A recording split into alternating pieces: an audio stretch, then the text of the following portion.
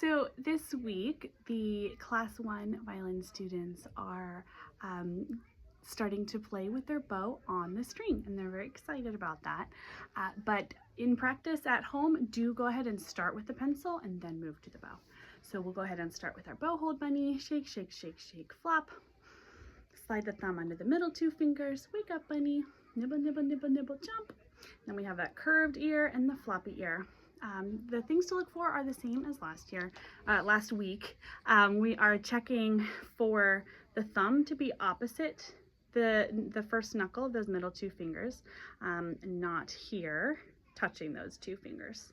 So thumb is on the opposite side of the pencil, as if the bunny is taking a bite out of the carrot. Teeth will be on opposite sides of the carrot.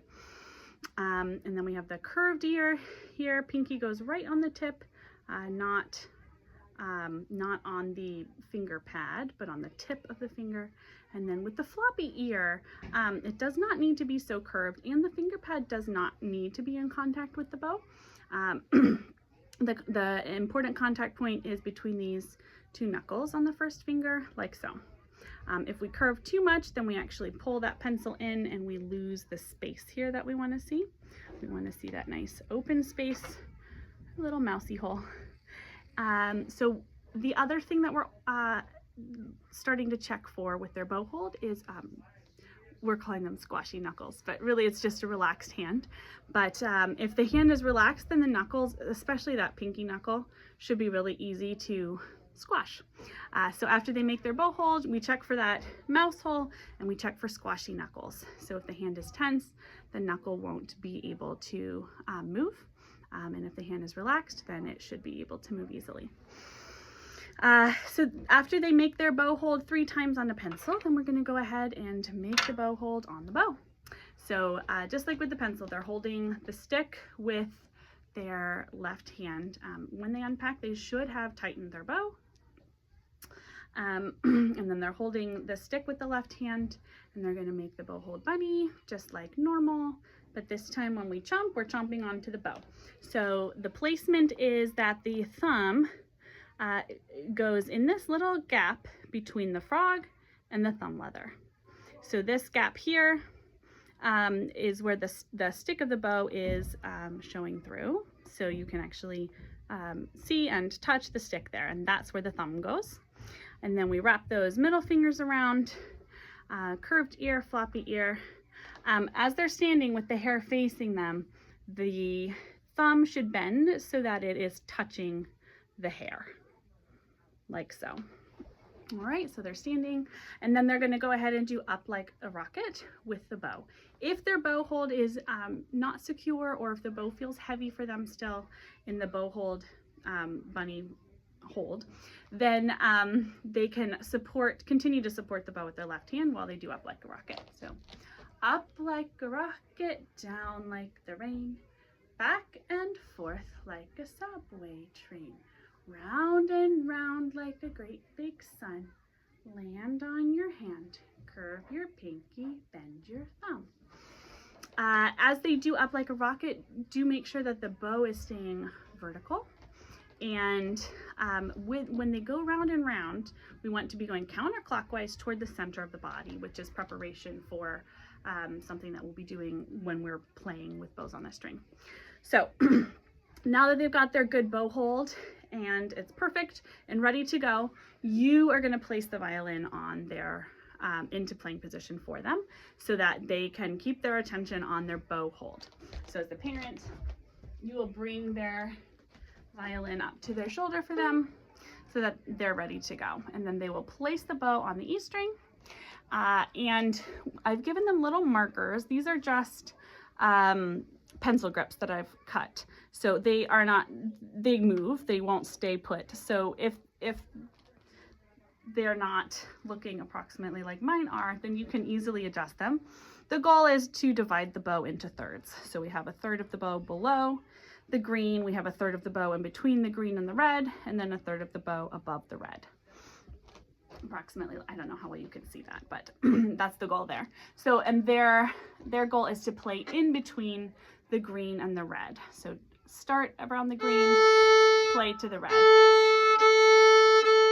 and they can play whatever they want. This week we have been practicing some rhythms in class that they might try, like,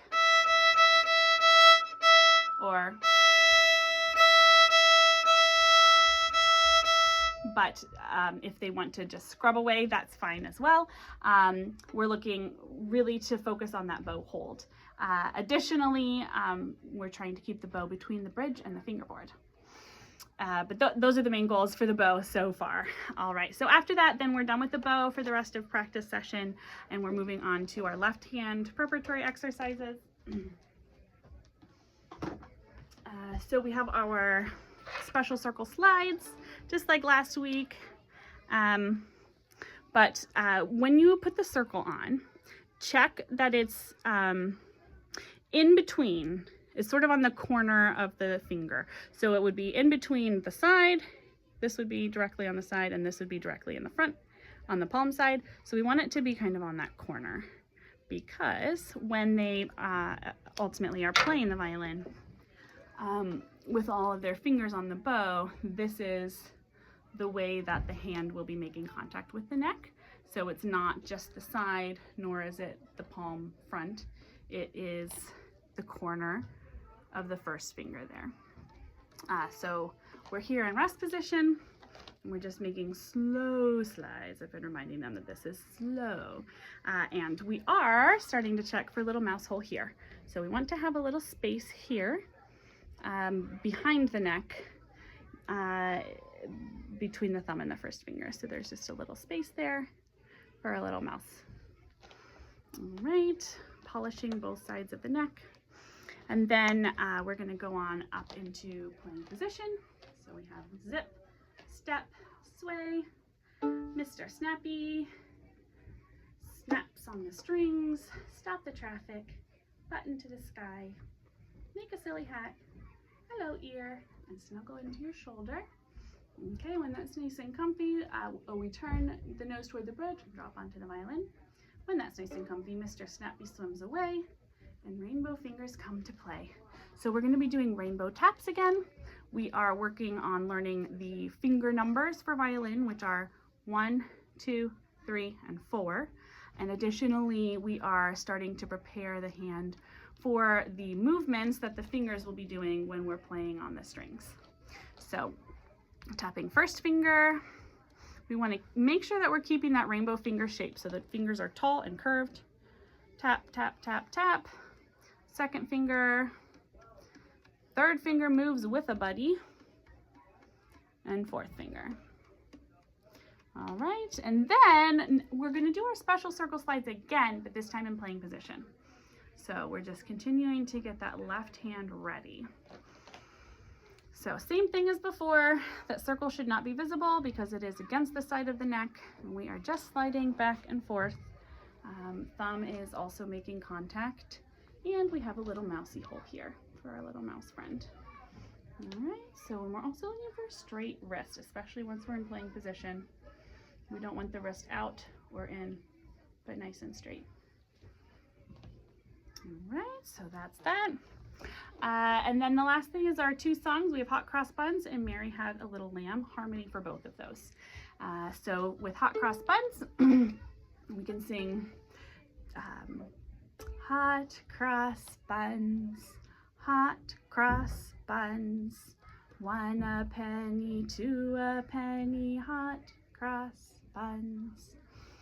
Do, so, do, do, so, do, do, do, so, so, do, so, do.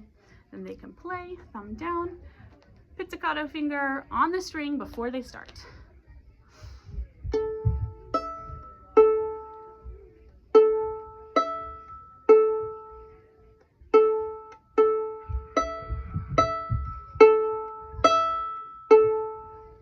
And they can do the same thing starting on the D string. So if we were going to start with D, do on the D string,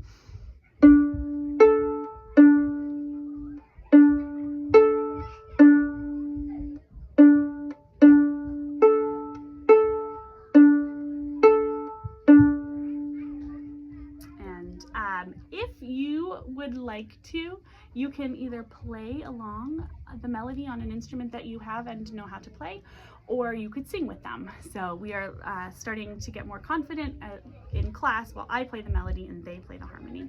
So if you would like to sing with them, you could sing hot cross buns, hot cross buns, one a penny, two a penny, hot cross buns. Don't have your students try to sing the melody while they play the harmony. I even struggle with that.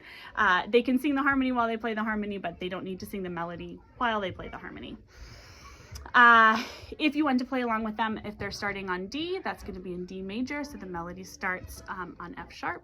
Hot cross buns, and the D is the final note of the song. And you can do the same thing for Mary Had a Little Lamb. So for Mary Had a Little Lamb,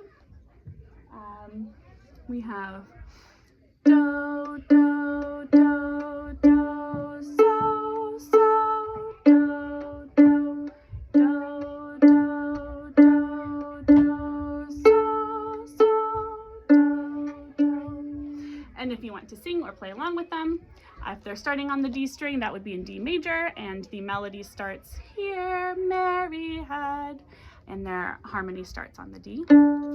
Or if they're starting on the A string, then that would be in A major, and the melody starts